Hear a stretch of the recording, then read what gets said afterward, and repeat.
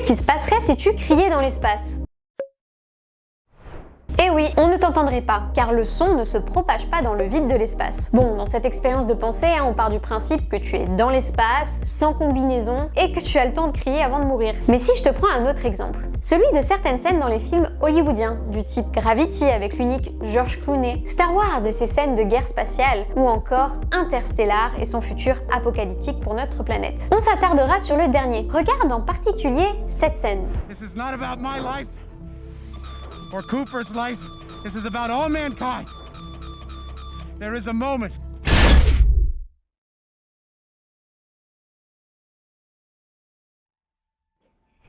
Cette méga explosion absolument silencieuse. Car oui, si on mettait une caméra avec un récepteur extérieur, c'est ce qu'on entendrait, contrairement aux scènes piou piou piou piou de Star Wars par exemple. La question est, mais pourquoi ?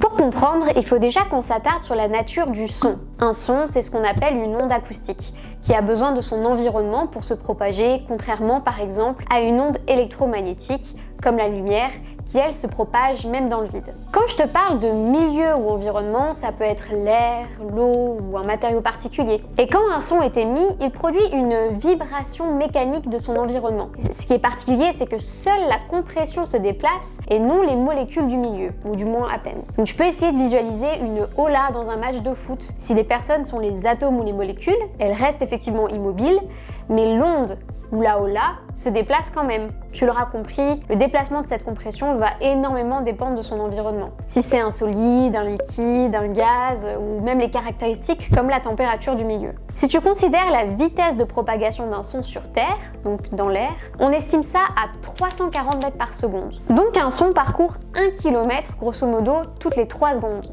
Alors que si on émet ce même son sous l'eau, la densité du milieu est plus grande et le son va se propager environ 4 fois plus vite. Bon, la règle c'est plus c'est dense, plus il y a de molécules par mètre cube et plus c'est rapide. Je te laisse faire le calcul si tu émets un son dans un solide. Oui, ça sera plus rapide. Dans un solide, les atomes vont vibrer pour que l'onde se propage et l'énergie aussi va se dissiper plus facilement. C'est pour ça que généralement c'est plus isolant. Bon, maintenant qu'on a notre boîte à outils pour comprendre ce phénomène physique, retournons dans l'espace. On refait une expérience de pensée. Imagine une boîte hermétique remplie d'un gaz, donc plusieurs atomes ou molécules. On peut augmenter la pression de cette boîte en rajoutant plus de gaz, donc plus d'atomes. Mais on peut aussi en enlever, grâce à une pompe à vide par exemple. Plus on enlève des molécules, plus la densité dans notre boîte baisse et on peut se retrouver par exemple avec 1 ou 2 atomes par mètre cube. Et c'est ce qu'on retrouve dans le vide de l'espace, donc qui n'est pas totalement vide. Sans atomes, tu vois bien que notre compression mécanique ne peut pas avoir lieu, donc le son ne se propage pas. C'est comme une ola sans supporter. Évidemment, en dehors du milieu de propagation, tu peux également considérer ton émetteur de son et ton récepteur, pour être certain que le son ne se propage pas. Chez l'humain, ton émetteur pour crier, ce sont tes cordes vocales, et tes récepteurs, tes belles oreilles. Les caractéristiques de nos récepteurs se sont définies avec l'évolution. Par exemple, on ne peut pas entendre tous les sons, uniquement certaines fréquences. Et tu as sûrement déjà entendu que les chiens, par exemple, entendent des choses que nous ne pouvons pas entendre. Et c'est pareil pour nos yeux, qui arrivent à capter uniquement une certaine partie du spectre électromagnétique. Mais bon, ça, on t'en parlera dans une autre vidéo. Bon, je pense que maintenant tu as compris, dans l'espace, le son ne se propage pas, donc il n'y a quasiment rien à entendre. Et peut-être que tu as des contre-exemples en tête. On regarde ça. I was strolling on the moon one day. Par exemple, sur cette vidéo des missions Apollo qui se sont posées sur la Lune, on entend un astronaute chanter tout en sautant en gravité réduite sur notre satellite. Et effectivement, ça fait du sens, c'est pas un contre-exemple, je t'explique. Reprends notre expérience de pensée du début. Tu cries dans l'espace.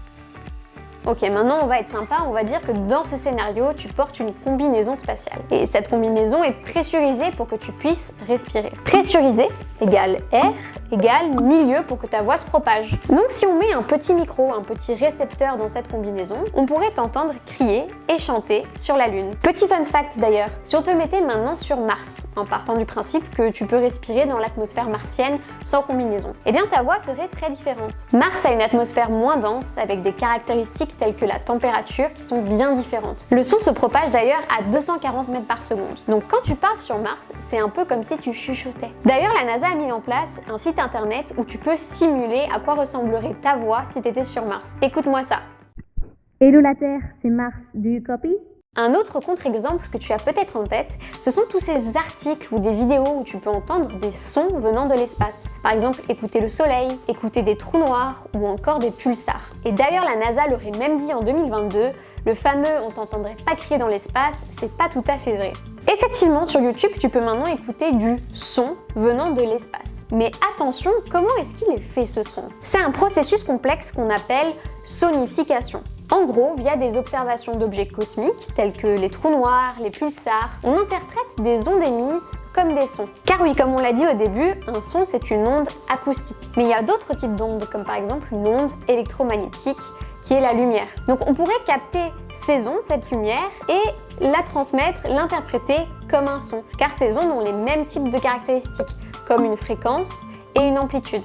Maintenant, regardons le cas du trou noir, au centre de l'amas de galaxie Perseus. La NASA a pu détecter une onde mécanique se déplaçant dans ce milieu. Et le son a été amplifié, modifié, etc. pour qu'on puisse réellement l'entendre. Et ça, c'était en 2022, donc il y a vraiment pas longtemps. Et effectivement, ils ont réussi à capter une onde mécanique ou acoustique dans cet amas, mais c'est vraiment quelque chose d'exceptionnel.